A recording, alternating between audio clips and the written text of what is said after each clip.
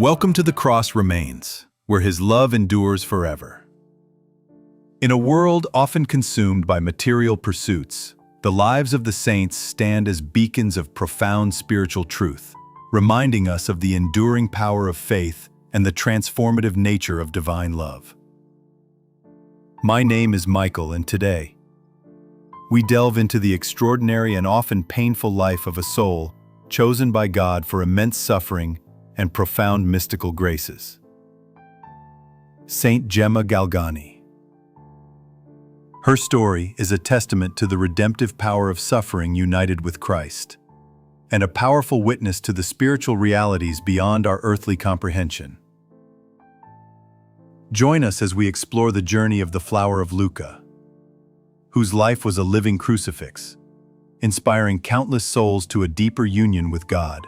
Born on April 12, 1878, in Camigliano, a small village near Lucca, Italy, Gemma Umberta Maria Galgani was one of 8 children to a prosperous pharmacist, Enrico Galgani, and his devout wife, Aurelia Landi. From her earliest days, Gemma displayed an unusual piety and a profound love for prayer, far beyond her tender years. Even as a very young child, she showed a remarkable detachment from worldly pleasures, preferring to spend her time in contemplation rather than play. Tragedy struck Gemma's young life repeatedly, shaping her spiritual journey. Her beloved mother, Aurelia, a woman of deep faith who nurtured Gemma's piety, succumbed to tuberculosis when Gemma was just 8 years old. This profound loss was the first of many trials that would mark Gemma's path. Yet it only seemed to intensify her desire for God. She later recalled her mother teaching her about suffering and the cross, lessons that would resonate deeply throughout her short life. Following her mother's death, Gemma's family faced financial difficulties. Her father, Enrico, struggled with business setbacks, and the family was forced to move to Lucca. Despite these hardships, Gemma's faith remained unwavering. She found solace and strength in her daily devotions, her heart increasingly drawn to the passion of Christ. She would often contemplate the sufferings of Jesus, feeling a deep compassion that transcended her age. Gemma's formal education was brief, but impactful. She attended a school run by the Sisters of St. Zita, where her intelligence and piety were quickly recognized. However, her delicate health, a constant companion throughout her life, forced her to leave school early. Despite this, she continued to educate herself, particularly in matters of faith, devouring spiritual books and spending countless hours in prayer and meditation. As Gemma grew into young womanhood, she felt an intense call to religious life, desiring to enter a convent. However, her recurring ill health repeatedly thwarted her attempts. Several religious orders rejected her due to her frail constitution. This was a source of great sorrow for Gemma, yet she accepted these rejections as God's will, always striving to conform her desires to His divine plan. At the age of 19, Gemma's health deteriorated severely.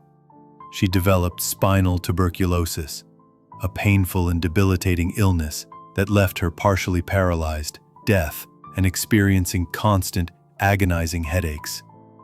Doctors gave up hope, declaring her condition incurable. She was confined to her bed, enduring immense physical suffering with extraordinary patience and fortitude. It was during this period of intense suffering that Gemma's spiritual life deepened dramatically. In March 1899, while her health was at her worst, Gemma made a novena to Saint Gabriel of Our Lady of Sorrows, a young Passionist saint whom she greatly admired. During this novena, she experienced a remarkable spiritual awakening and a profound vision. On the final day of the novena, she felt an interior certainty that she would be healed. On the eve of the Feast of the Sacred Heart, June 8, 1899, Gemma experienced a profound mystical encounter. While in ecstasy, she saw her guardian angel and her confessor, Father Germano, along with the Blessed Mother, who seemed to be drawing aside her mantle, revealing Jesus. From his wounds, rays of light emanated, striking Gemma's hands, feet, and heart. This was the moment Gemma received the stigmata. The stigmata, the visible wounds of Christ's passion, appearing on her body, would recur every Thursday evening until Friday afternoon, causing her excruciating pain. These wounds bled profusely, yet medical examination found no natural explanation for their appearance or the speed of their healing. This extraordinary phenomenon became a defining characteristic of Gemma's mystical life, a physical manifestation of her spiritual union with the suffering Christ. Beyond the stigmata, Gemma experienced numerous other mystical phenomena. She had visions of Jesus, Mary, and her guardian angel, with whom she maintained constant communication. She endured intense spiritual attacks from demons who would sometimes physically assault her, trying to dissuade her from her path of holiness. These spiritual battles were as real and agonizing as her physical sufferings. Gemma's spiritual director, Father Germano Ruapolo, a Passionist priest, initially approached her experiences with caution and skepticism. However, after extensive investigation and witnessing her mystical graces firsthand, he became convinced of her authenticity. Gemma's life was a continuous act of reparation for sins and a profound embrace of suffering in union with Christ's passion. She offered all her pains, both physical and spiritual, for the conversion of sinners, the sanctification of priests, and the salvation of souls. Her unwavering devotion to the crucified Christ was the cornerstone of her spirituality, transforming her immense suffering into a powerful offering of love. Despite her extraordinary mystical experiences, Gemma remained remarkably humble and obedient. She sought no attention for herself, attributing all graces to God and viewing herself as an unworthy instrument of His divine will. Her humility was a constant theme throughout her life, a powerful counterpoint to the immense spiritual gifts she received. Gemma's compassion extended to all, but particularly to the poor, the sick, and those suffering in purgatory. She frequently offered her prayers and sufferings for the holy souls, believing strongly in their purification and desiring to hasten their entry into heaven. Her charity was boundless, despite her own physical limitations and meager circumstances. One of the most significant aspects of Gemma's spirituality was her intense devotion to her guardian angel. She spoke of her angel as a constant companion, guide, and protector, who even delivered messages between her and her confessor.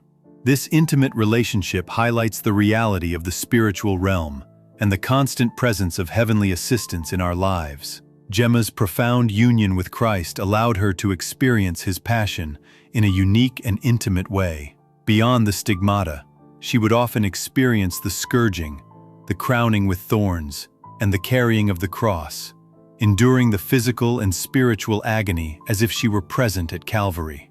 These experiences were a testament to her deep conformity to the will of God and her profound love for her Redeemer. Despite the extraordinary nature of her mystical life, Gemma lived a relatively hidden existence. She never joined a religious order, living primarily with the Giannini family, who generously provided for her care and became her devoted spiritual supporters. Her life was a powerful example of holiness, lived in the ordinary circumstances of a laywoman, demonstrating that profound union with God is possible for all who open their hearts to Him. Towards the end of her life, Gemma's physical sufferings intensified. She was afflicted with a multitude of ailments, including chronic illnesses that led to further debilitation. Yet, through it all, she never complained, accepting every pain as a gift from God, an opportunity to suffer for love of Him and for the salvation of souls. Her unwavering patience in the face of immense pain is a powerful lesson in surrender and trust. In the final months of her life, Gemma offered herself as a victim soul for the conversion of sinners, especially those who had abandoned God. She experienced a period of profound spiritual desolation, feeling utterly abandoned by God, a spiritual darkness that mirrored Christ's agony on the cross. This dark night of the soul was her ultimate purification, preparing her for eternal union with Him. Saint Gemma Galgani passed away on Holy Saturday, April 11th, 1903, at the tender age of 25. Her death was as humble and unassuming as her life. Her last words were, "Jesus, I commend my poor soul into your hands." She left behind a legacy of profound sanctity, a testament to the power of suffering united with divine love, and an enduring witness to the reality of mystical graces. Following her death, countless miracles were attributed to her intercession. Her cause for canonization was quickly introduced, and she was beatified by Pope Pius XI in 1933 and canonized by Pope Pius XII in 1940, solidifying her place among the great saints of the Church. Her life continues to inspire millions, drawing them closer to Christ and His passion. Saint Gemma Galgani is particularly venerated as the patroness of students, pharmacists, and those suffering from back illnesses. But her patronage extends beyond these specific areas. She is a powerful intercessor for anyone seeking to embrace suffering with faith, to grow in devotion to the passion of Christ, and to experience a deeper union with God's love. Her life serves as a profound reminder that suffering, when united with Christ, can be a powerful means of grace and spiritual growth. In a world that often shies away from pain, Gemma shows us that embracing the cross, rather than avoiding it, can lead to the deepest communion with our Lord. Her example encourages us to view our own trials through the lens of faith, finding redemptive meaning in every challenge. The words of her spiritual director, Father Germano, resonate with deep truth. Gemma's life was a continuous act of love, for God, for souls, and for her neighbor. She loved with an intensity that only souls deeply touched by divine grace can achieve. Her brief yet impactful life left an indelible mark on the Church, revealing the depths of God's mercy and the power of a soul surrendered to His will. Saint Gemma Galgani's story is not merely one of suffering, but of extraordinary love. It is a testament to the intimate union that can be forged between a soul and its Creator, a union so profound that it manifests even in the physical realm. Her life calls us to a deeper understanding of Christ's passion and to a more radical commitment to His love. As we reflect on her life, we are invited to ponder our own response to suffering. Do we resist it, or do we, like Saint Gemma, embrace it as an opportunity for grace, uniting our small pains with the infinite merits of Christ's passion? Her example urges us to seek holiness not in the absence of trials, but within them. May the life of Saint Gemma Galgani inspire us to greater devotion to the crucified Christ, to embrace humility, and to cultivate a deeper love for God and neighbor. May her intercession guide us to find peace and meaning even amidst our own trials, knowing that the cross remains and His love endures forever. Thank you for joining us on this journey into the life of Saint Gemma Galgani. We hope her story has touched your heart and deepened your faith. If you were moved by Saint Gemma's powerful witness, please consider liking this video to help us share her incredible story with more souls. Share it with friends and family who might benefit from her inspiring example. And if you haven't already, subscribe to The Cross Remains for more content that explores the eternal truths of our Catholic faith. Don't forget to click the bell icon to be notified every time we release a new video, so you never miss out on the peace, devotion, and deeper connection that His love offers. Because His love endures forever.